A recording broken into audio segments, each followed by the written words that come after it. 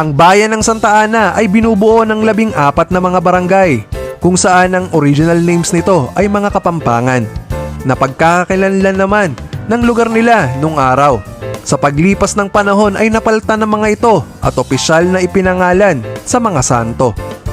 Ito ay ang poblasyon ng San Joaquin, kung saan nakatindig ang Santa Ana Church.